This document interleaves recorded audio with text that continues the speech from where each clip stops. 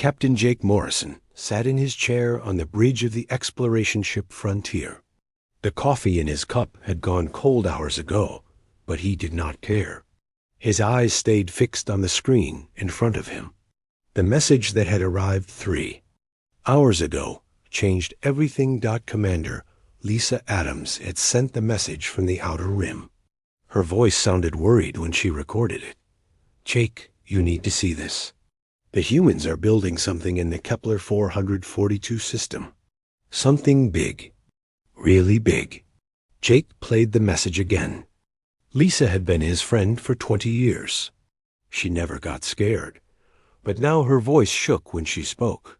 The data she sent with the message made his stomach turn cold. The Galactic Council had been watching the humans for 50 years, ever since. They joined the galactic community. The humans had been quiet.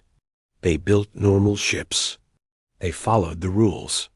They seemed harmless compared to the other species, but the scans from Kepler 442 showed something different. The humans had been working in secret. They had been building structures so large that the first scans looked like mistakes. "Sir," said Lieutenant Tim Foster from his station, "Admiral Peter Hayes wants to speak with you." "Emergency channel." Jake nodded. He had been expecting this call. Admiral Hayes ran Galactic Intelligence. If he was calling, it meant the Council knew about the human project. The Admiral's face appeared on the main screen. His gray hair looked messy, like he had been running his hands through it. His eyes were tired. "Jake, I need you to get to Council Station immediately. Drop everything else. We have a problem." "The humans?" Jake asked. "The humans," Hayes confirmed. "What they're building. It's not possible. At least, it shouldn't be possible." 2 days later, Jake stood in the council chamber. The massive room could hold representatives from all 47 species in the galaxy. Today, it was packed. Everyone wanted to hear about the human project. Dr. Amy Carter walked to the center of the room. She was the Council's best expert on alien technology. Her job was to study new inventions and figure out how they worked. Today, she looked confused and frightened. "Ladies and gentlemen," she began, "what I'm about to show you will change how we think about space engineering." The lights dimmed. A hologram appeared above the center of the room. It showed the Kepler 442 system. 3 dead planets orbited a dying star. Nothing special. Nothing worth visiting. 6 months ago, this system was empty, Dr. Carter said. Today, it looks like this. The hologram changed. Now it showed massive structures floating in space. They were round like planets, but they glowed with energy. Strange shapes stuck out from their surfaces. They looked like weapons. The room went silent. Even the Zephyrians, who usually made noise with their breathing, were quiet. "Each of these structures is the size of a small planet," Dr. Carter continued. "They're made of metals we've never seen before. They produce energy readings that break our measuring tools." Ambassador Veltar from the Zephyrian Empire raised one of his 4 arms. "Dr. Carter, are you saying the humans built artificial planets?" "That's exactly what I'm saying," she replied. "But it's worse than that. These aren't just big space stations. Look at this." The hologram zoomed in on one of the structures. Now they could see details. Massive engines attached to the bottom. Weapon arrays bigger than battleships. Defensive shields that covered the entire surface. "They're not just planets," Dr. Carter said. "They're warships. Planet-sized warships." The room erupted in noise. Representatives from different species started talking at once. Some sounded scared. Others sounded angry. A few sounded impressed. Admiral Hayes stood up. His voice cut through the noise. "Order! We need order!" The room slowly got quiet. "The question," Hayes continued, "is what do we do about it? No species in galactic history has ever built anything this large. The humans have created weapons that could destroy entire fleets. Jake looked around the room. He saw fear in many faces. The Altarians were known for their advanced technology, but even they looked worried. The Krelans were the galaxy's greatest warriors, but they seemed nervous. How many of these planet ships have they built? Asked the Altarian delegate. Dr. Carter checked her notes. Our long-range scans show at least 12 under construction, maybe more. The humans have been working on this project for years. 12, whispered someone in the back of the room. Jake felt cold. One planet-sized warship was scary enough. 12 of them could threaten the entire galaxy. There's more, Dr. Carter said. The energy signatures suggest these ships can move. They're not just floating weapons platforms. They're mobile.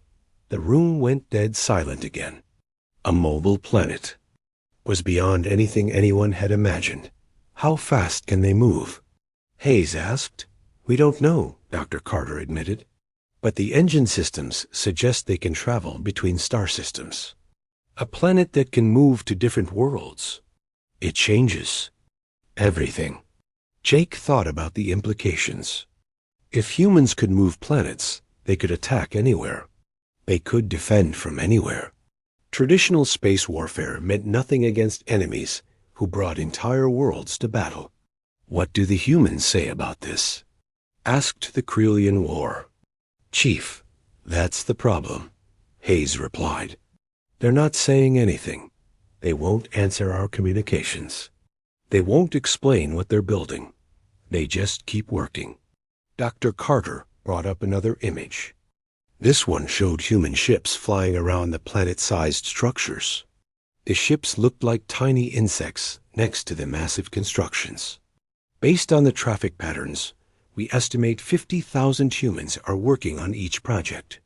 That's 600,000 people total. This isn't some secret government program. This is a coordinated effort by human civilization. Jake stared at the images. He had served with humans before.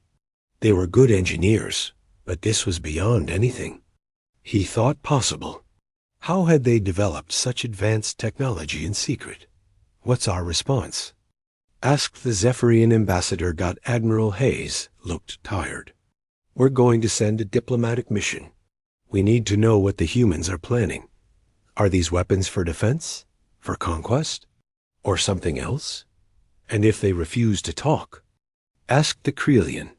Hayes was quiet for a long moment. Then we might have to consider other options. Jake knew what that meant. The Galactic Council had never fought a war against humans before. But 12 planet-sized warships might force them to try. As the meeting ended, Jake stayed in his seat. He looked at the hologram still floating above the room.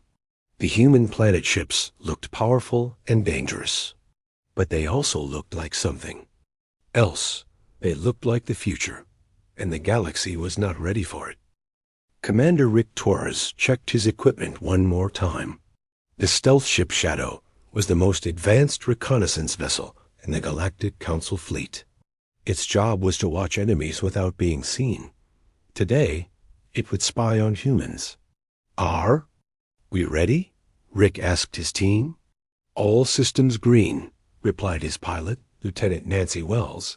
The stealth field is active. We're invisible to their scanners.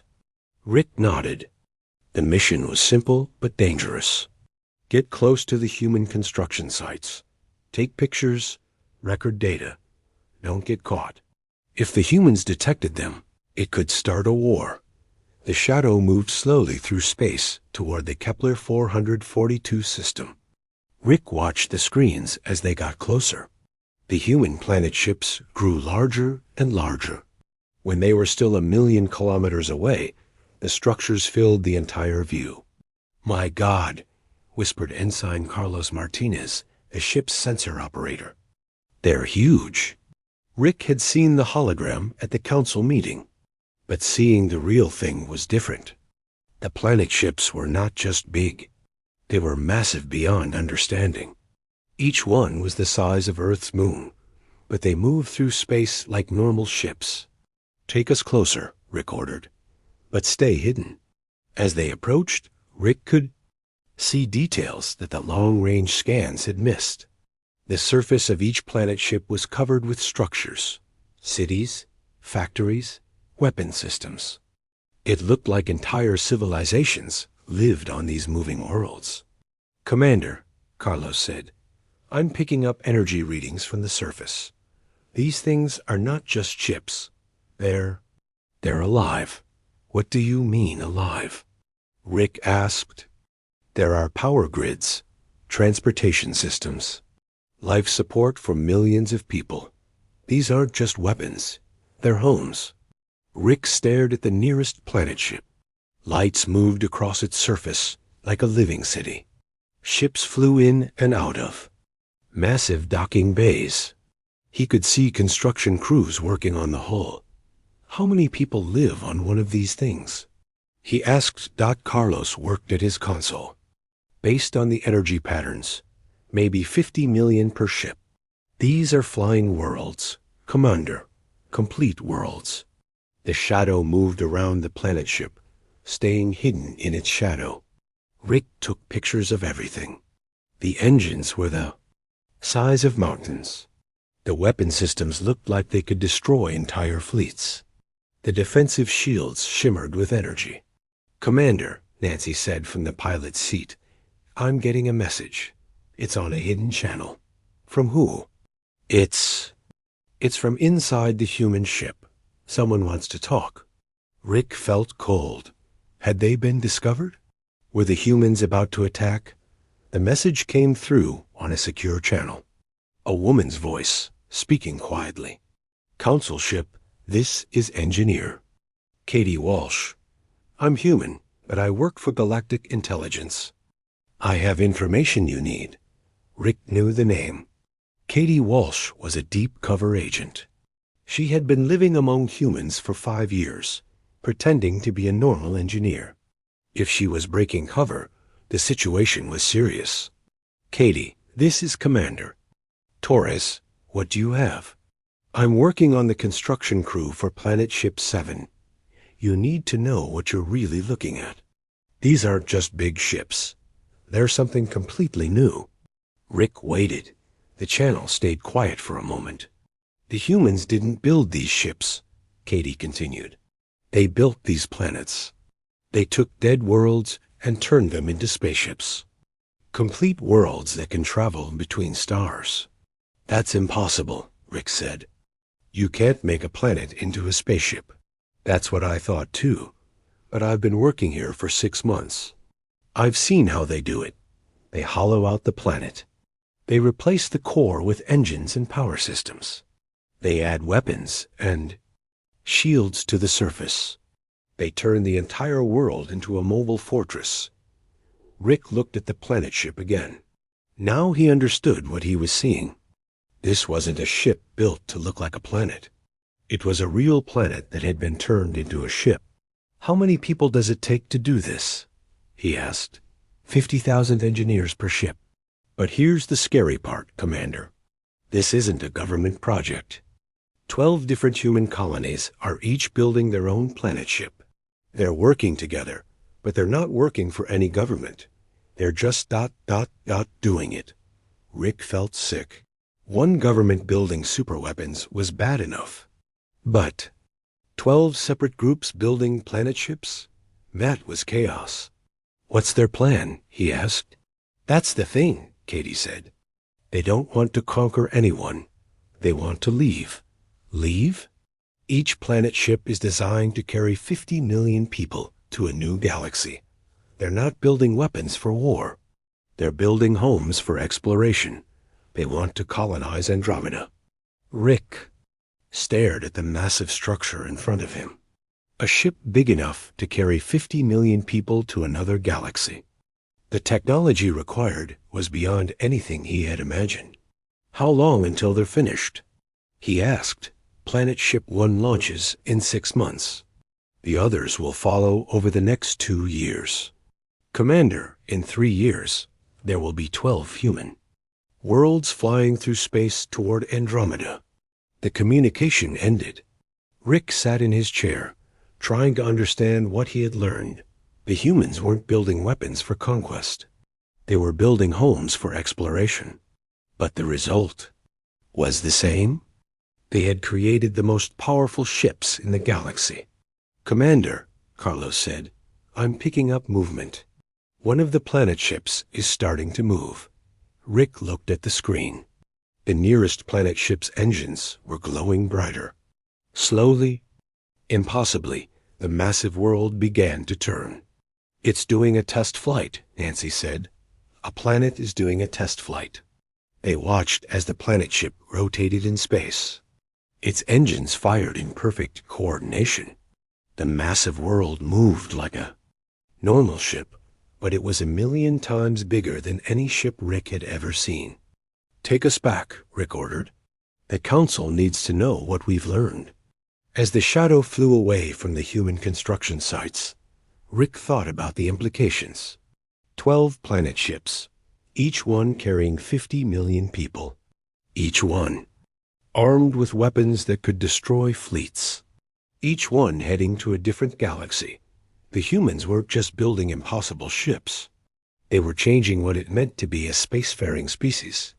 Instead of colonizing planets, they were turning planets into colony ships. 3 days later, Rick stood in the council chamber again. The same representatives who had been shocked by the first report now looked terrified by his update. "They're not weapons," he explained. "They're vehicles. The humans are planning to send 600 million people to colonize Andromeda. Each planet ship is a complete world with everything needed for a new civilization." The Zephyrian ambassador made a sound that meant confusion in his language. "They're leaving our galaxy?" "Not all of them," Rick replied. "Just the ones who want to explore. But they're taking their technology with them. And they're proving that planet-sized ships are possible." Admiral Hayes looked older than he had a week ago. The balance of power in the galaxy has changed. If humans can build planet ships, they can build anything. No species can match this level of technology. Rick nodded. He had seen the construction sites. The humans were not just advanced. They were so far ahead of everyone else that it was like comparing stone tools to starships. "What do we do?" asked the Altarian delegate. "We learn," Hayes replied. "We adapt, and we hope the humans stay friendly." Rick looked around the room. Every species in the galaxy was now second class compared to the humans. The age of human dominance had begun, and it had started with 12 impossible ships that used to be planets. Dr. Ben Rodriguez walked into the council chamber with his hands shaking. For 3 years, he had worked on the Human Planet Ship Project. Now he was about to tell the galaxy's leaders everything he knew. Admiral Hayes met him at the door. "Are you sure about this, Ben? Once you share this information, there's no going back." Ben nodded. "The galaxy needs to know what we built. It's beyond anything anyone imagined. Even us." Ben had been one of the lead engineers on Planet Ship 3. He knew every detail of how the impossible ships worked. When he decided to leave the project, the human government let him go. They were confident that no other species could build what they had built. They were right. The council chamber was packed again. Representatives from every species wanted to hear the technical details. How did humans turn planets into spaceships? What technology made it possible? Ben stood at the center of the room. A hologram projector waited beside him. He had spent weeks preparing this presentation. It would explain everything.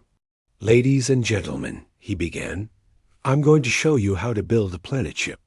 But I warn you now, knowing how it works doesn't mean you can build one." The hologram activated. It showed a normal planet floating in space. Dead, rocky, about the size of Mars. "We start with a dead world," Ben explained. "It has to be dead. No life, no atmosphere, no value to anyone. We used planets that were already worthless." The hologram changed.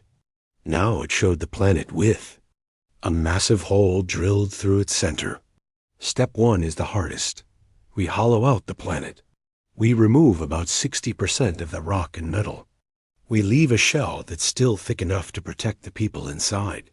The Altarian representative raised his hand. How do you remove 60% of a planet? Matter conversion, Ben replied. We turn rock into energy and use that energy to power our tools. It takes 3 years to hollow out one planet. The room went quiet. Matter conversion on a planetary scale was theoretical for most species. Humans were doing it as a construction technique. Step 2, Ben continued, is building the core systems. The hologram showed the inside of the hollow planet. Massive engines filled the center. Power systems ran through the rock like veins. Life support equipment created artificial gravity. The engines use controlled black holes, Ben said. Each planet ship has 12 artificial black holes in its core. They provide the power and thrust needed to move a planet. Dr. Amy Carter looked pale. You're using black holes as engines?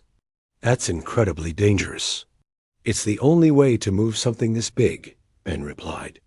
Normal engines can't push a planet, but controlled gravity can. The hologram showed how the black holes worked.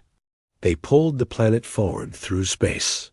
The gravity fields were carefully controlled to prevent the ship from tearing itself apart. The math is complex, Ben admitted. We had to invent new physics to make it work. But once you understand gravity manipulation, moving planets becomes possible. Chief Engineer Carol Davis stood up. She was the Council's best engineer, but even. She looked confused. Ben, how do you control 12 black holes? One mistake and you destroy the entire ship. AI systems, Ben answered. We built artificial intelligence specifically to manage the black holes. Human brains can't calculate fast enough to keep them stable. The hologram showed the AI control systems. Thousands of quantum computers worked together to control the gravity fields. The computers made millions of calculations every second. The AI is smarter than we are, Ben said.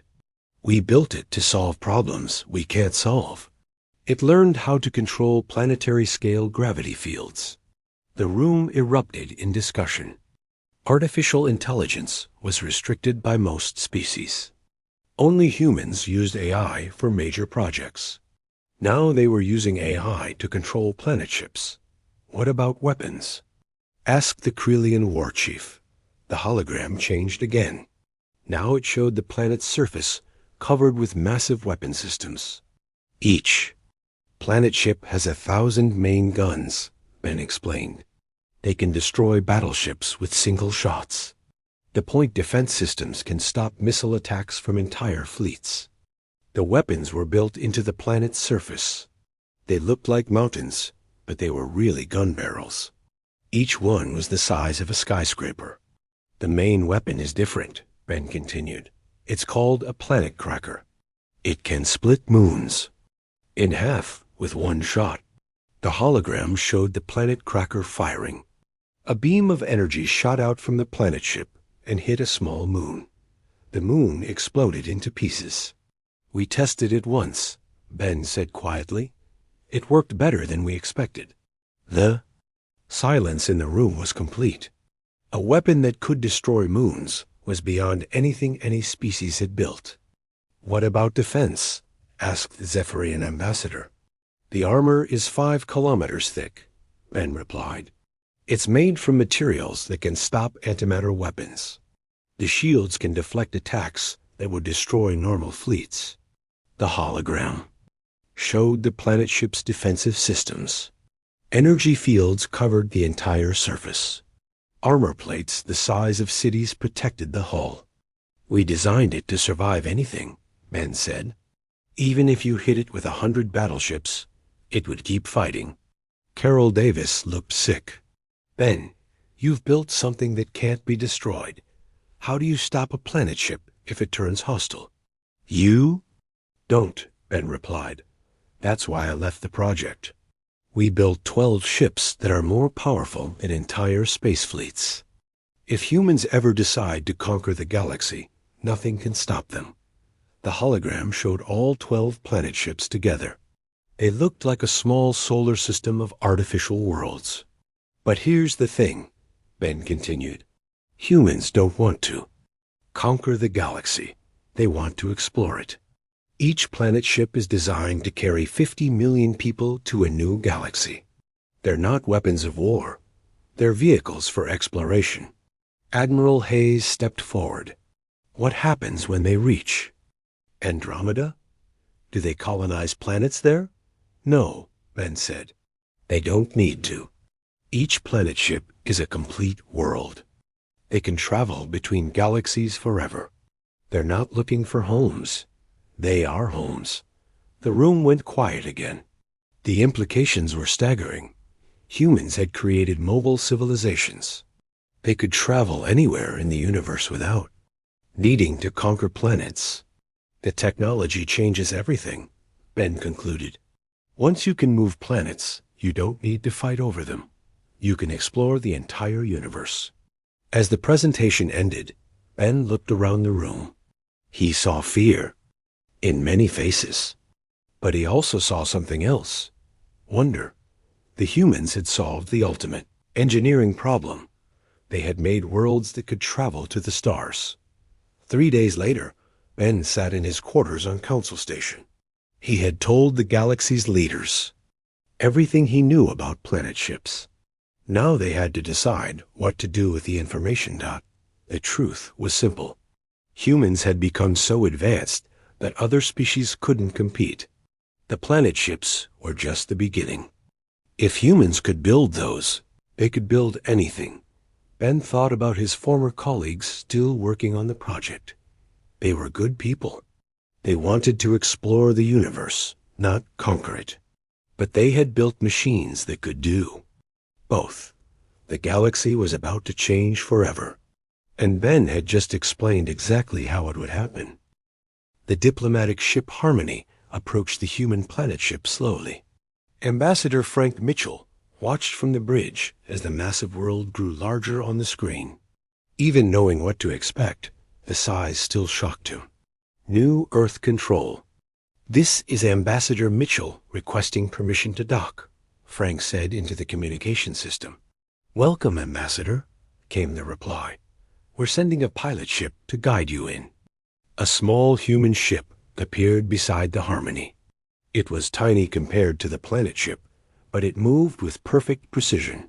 Frank followed it toward one of the massive docking bays. The docking bay was bigger than most space stations. Hundreds of ships could fit inside. The Harmony looked like a toy as it landed on the metal deck.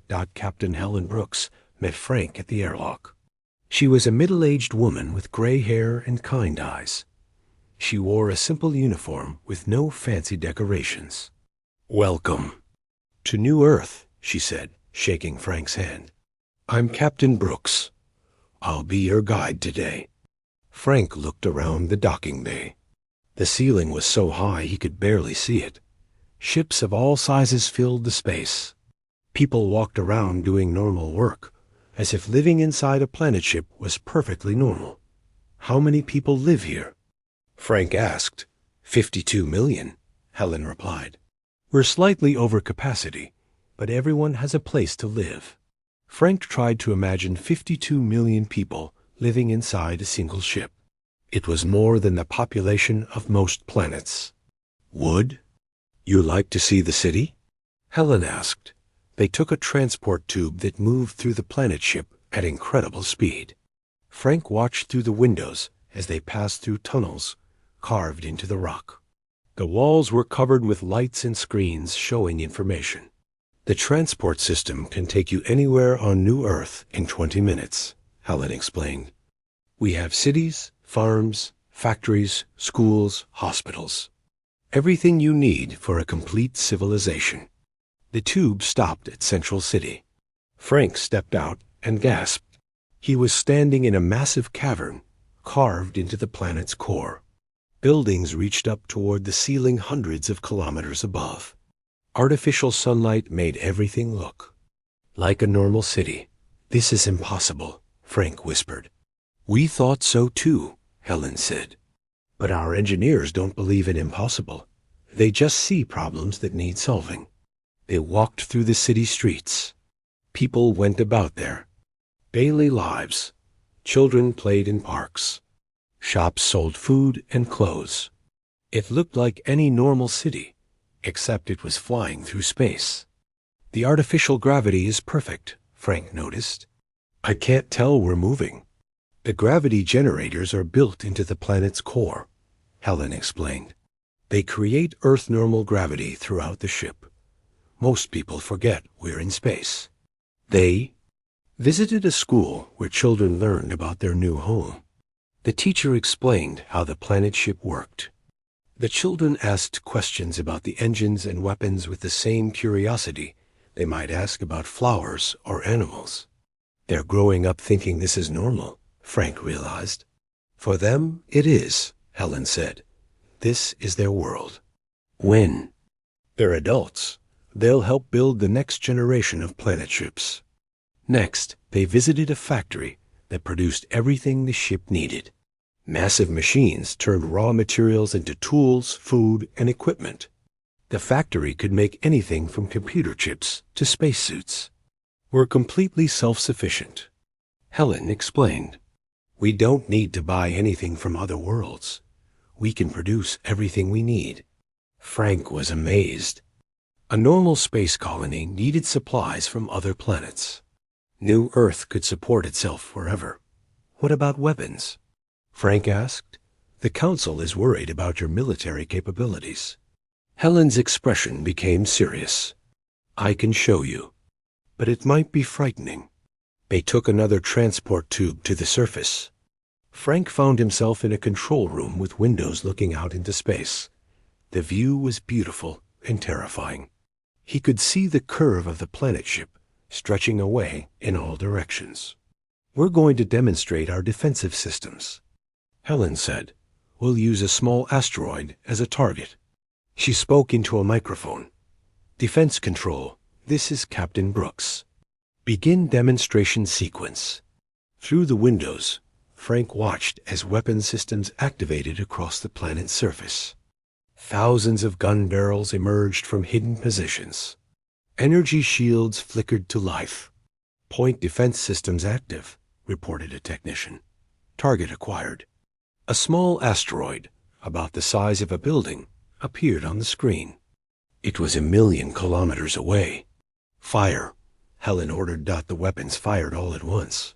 Beams of energy shot out from the planet ship.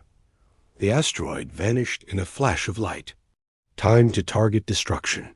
0.3 seconds, the technician reported. Frank stared at the empty space where the asteroid had been. The planet ship had destroyed a building-sized target from 1,000,000 kilometers away in less than a second. "That was our light defensive system," Helen said. "Would you like to see the main guns?" Frank nodded, though he wasn't sure he wanted to. Helen gave another order. The planet ship turned slowly in space. Frank felt nothing inside, but he could see the stars moving past the windows. They were aiming at something. "Target is a dead moon," Helen explained. "No life, no value. We use it for weapons testing." The main guns were different from the point defense systems. They were built into the planet's surface like mountains. When they fired, the entire planet ship shook slightly. A beam of energy shot out from New Earth. It was so bright that Frank had to close his eyes. When he opened them, the moon was gone. Not destroyed. Gone. Completely vaporized. "That's our planet cracker weapon," Helen said calmly. "It can destroy moons, large asteroids, or enemy fleets." Frank felt sick. He had just watched a moon die. The humans had built a weapon that could destroy entire worlds. "Why do you need such powerful weapons?" he asked. "We don't know what we'll find in Andromeda," Helen replied. "There might be hostile species there. We need to be able to defend ourselves." They returned to the city. Frank tried to process what he had seen. The humans had built a mobile world with weapons that could destroy anything, but they lived normal lives inside it. "How do you balance everyday life with such incredible power?" he asked. "We don't think about the power," Helen said. "We think about the people. This ship exists to carry 50 million humans to a new galaxy. The weapons are just tools to protect them." That evening, Frank attended a dinner with the ship's leaders. They were normal people. Engineers, doctors, teachers, farmers. They talked about their families and their hopes for the future. "We're not conquerors," said Chief Engineer Sam Turner. "We're explorers. We want to see what's out there." "But you've built the most powerful weapons in the galaxy," Frank pointed out. "We've built the most powerful ship in the galaxy," Sam corrected. "The weapons are just part of the package." As the dinner ended, Frank realized something important. The humans weren't trying to threaten anyone. They had simply solved the problem of interstellar colonization in the most complete way possible. They had built worlds that could travel to the stars. The next morning, Frank prepared to leave. Captain Brooks walked into his ship. "What will you tell the council?" she asked. Frank thought for a moment. "That you've changed everything. That the age of fighting over planets is ending. That the future belongs to species that can build their own worlds. And what do you think about that?" Helen asked. Frank looked back at New Earth. The massive planet ship hung in space like an artificial world. Inside, 50 million people lived. Their lives, preparing for a journey to another galaxy. "I think it's the most amazing thing I've ever seen," he said. "And I think the rest of the galaxy better get used to it." As his ship flew away from New Earth, Frank composed his report. The humans weren't just advanced. They had transcended the normal limits of space travel. They had become something new, and they were just getting started. 6 months after the diplomatic mission, the first human planet ship prepared to leave the galaxy. Admiral Tony Clark stood on the Bridge of Liberty, watching the final preparations. In 3 days, they would begin the journey to Andromeda. "All systems are ready," reported Chief Engineer Linda Murphy. "The engines are running perfectly. Life support is stable. We're ready to go." Tony nodded. He had spent 5 years preparing for this moment. Liberty would be the first planet ship to leave the Milky Way. 50 million humans would travel with him to a new galaxy. "Open a channel to the Galactic Council," Tony ordered. The main screen activated. The council chamber appeared, filled with representatives from every species in the galaxy. They had come to watch the humans leave. "Members of the Galactic Council," Tony began. "This is Admiral Clark of the planet ship Liberty. We're about to begin our journey to Andromeda. We want to thank you for your friendship and cooperation." Admiral Hayes spoke from the council chamber. "Admiral Clark, are you certain about this journey? Andromeda is 2.5 million light-years away. No one has ever traveled that far." "We're certain," Tony replied. "Our engines can make the trip in 35 years. We have everything we need to survive the journey." The truth was more complicated. The journey would take 35 years at maximum speed. But Liberty could travel for thousands of years if necessary. The planet ship was designed for eternal voyages. "What do you expect to find in Andromeda?" asked the Zephyrian ambassador. "New worlds, new species, new possibilities," Tony said. "We're going to explore a galaxy that has never been touched by anyone from the Milky Way." Dr. Amy Carter appeared on the screen. "Admiral, your planet ship changes everything about space travel. You've made it possible to carry entire civilizations between galaxies." "That's the idea," Tony agreed. "We're not just exploring space. We're expanding human civilization into the universe." The conversation ended.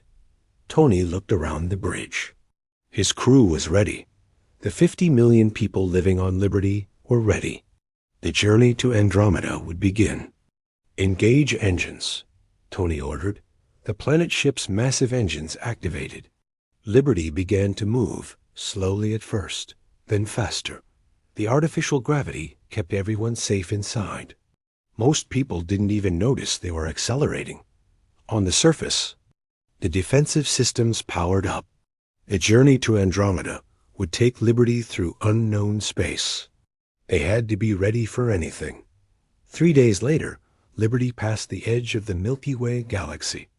Tony watched on the screen as the galaxy's spiral arms fell behind them. Ahead lay the empty space between galaxies. "We're now in intergalactic space," reported Navigator Bill Watson. "No ship from our galaxy has ever been this far from home." Tony felt the weight of history. Liberty was making the longest journey any species had ever attempted. They were pioneers in the truest sense. Back in the Milky Way, the remaining 11 planet ships continued their construction. Each one would follow a different path to Andromeda. By the time all 12 ships arrived, humans would have 12. Complete worlds in the new galaxy dot. The Galactic Council watched Liberty disappear into the void between galaxies. The reality of what humans had achieved was finally sinking in. "They actually did it," whispered the Altarian delegate. "They built worlds that can travel between galaxies." Admiral Hayes stood before the council. "Ladies and gentlemen, we have witnessed the beginning of a new age. The humans have shown us that the universe is not limited by distance. If they can travel to Andromeda, they can travel anywhere." The implications were staggering. Other species had always been limited to their home galaxy. Humans had just proven that even galaxies were not barriers to exploration. On Liberty, life continued normally as the planet ship flew through the empty void. Children went to school. Adults worked at their jobs. Families lived their lives. The fact that they were traveling between galaxies seemed almost ordinary. Sam Turner, the chief engineer, worked in his laboratory designing the next generation of planet ships. The 12 ships heading to Andromeda were just the beginning. Sam was planning ships that could carry 1 billion people. Ships that could travel to the farthest reaches of the universe. "The technology keeps improving," Sam explained to his assistant, engineer Mary Collins. "Each new ship is bigger and better than the last. Soon we'll be able to build ships the size of gas giants." Mary looked at the plans on Sam's computer. The new designs were incredible. Planet ships so large they could hold entire ecosystems. Ships that could recreate the diversity of Earth itself. "How big can we go?" Mary asked. "There's no limit," Sam replied. "If we can build planets into ships, we can build anything. Stars, gas giants, even solar systems. The only limit is our imagination." Years passed. Liberty continued its journey to Andromeda. Regular reports came back to the Milky Way through quantum communication. The journey was going perfectly. The planet ship was performing better than expected. Meanwhile, the other 11 planet ships launched one by one. Each carried 50 million humans to different parts of Andromeda. Within 50 years, 600 million humans would be living in a new galaxy. The Galactic Council tried to understand what this meant for the future. Species that had been exploring space for thousands of years were suddenly primitive compared to humans. "They've made us obsolete," said the Krelian war chief during one council meeting. "We fight over planets. They build planets." "Not obsolete," corrected Dr. Amy Carter. "Different. We can learn from them. Maybe we can't build planet ships, but we can develop new technologies inspired by human engineering." Some species tried to copy human technology. The Altarians attempted to build their own planet ship. The project failed after 5 years. The engineering challenges were too complex. Only humans had the combination of skills, resources, and determination needed to build mobile worlds. 20 years after Liberty's departure, the first reports came back from Andromeda. The planet ship had arrived safely. They had found a galaxy full of wonders. New stars, new planets, new possibilities for exploration. Andromeda is everything we hoped, Admiral Clark reported. We've found solar systems with dozens of habitable planets. We've detected signs of life on multiple worlds. This galaxy is perfect for human expansion. The news excited humans throughout the Milky Way. More planet ships were planned. Soon there would be a steady stream of human worlds traveling between galaxies. But the most important news came from an unexpected source. Liberty had found something in Andromeda that no one expected. We've made contact with an alien species, Admiral Clark announced. They're called the Andromedans. They've been watching our galaxy for millions of years, but they've never seen anything like our planet ships. The Andromedans were an ancient species. They had evolved billions of years ago and spread throughout their galaxy. But even they had never built anything like a planet ship. They're amazed by our technology, Admiral Clark continued. They want to learn how we build mobile worlds. In return, they're sharing their knowledge of Andromeda with us. The partnership between humans and Andromedans opened new possibilities. The Andromedans had mapped every star system in their galaxy. They knew which worlds were habitable, which systems were dangerous, which areas were perfect for human colonies. We're not just exploring Andromeda, Admiral Clark reported. We're colonizing it. The Andromedans are helping us find the best locations for new human settlements. Back in the Milky Way, engineer Sam Turner worked on his most ambitious project yet. He was designing a planet ship that could carry 1 billion people. It would be the size of Jupiter, with cities built into its core and weapons that could defend entire star systems. We're entering a new phase of human development, Sam explained to a meeting of engineers. We're not just building ships anymore. We're building civilizations that can travel through the universe. The plans were incredible. A new planet ship would have its own artificial sun. It would carry complete ecosystems with millions of species of plants and animals. It would be a mobile Earth, capable of sustaining human civilization forever. When will it be finished? Asked engineer Mary Collins. 50 years, Sam replied. But it will be worth the wait. This ship will be able to travel to any galaxy in the universe. It will make humans truly cosmic. As the years passed, more reports came back from Andromeda. All 12 planet ships had arrived safely. 600 million humans were now living in the new galaxy. They had established colonies on dozens of worlds. They were thriving. The success in Andromeda inspired even more ambitious projects.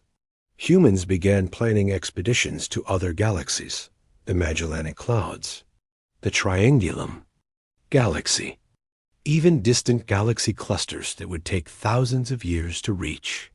The universe is our home now, Sam Turner said during a speech to the Galactic Council.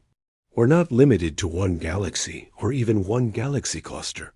We can travel anywhere in the universe. The alien species of the Milky Way watched in awe as humans transformed from a single planet species into a cosmic civilization. In less than a century, humans had gone from building small ships to building mobile worlds. They've shown us what's possible, Admiral Hayes said during his final speech as head of Galactic Intelligence. The humans have proven that the universe has no limits for species willing to dream big enough. As Hayes retired, he thought about the changes he had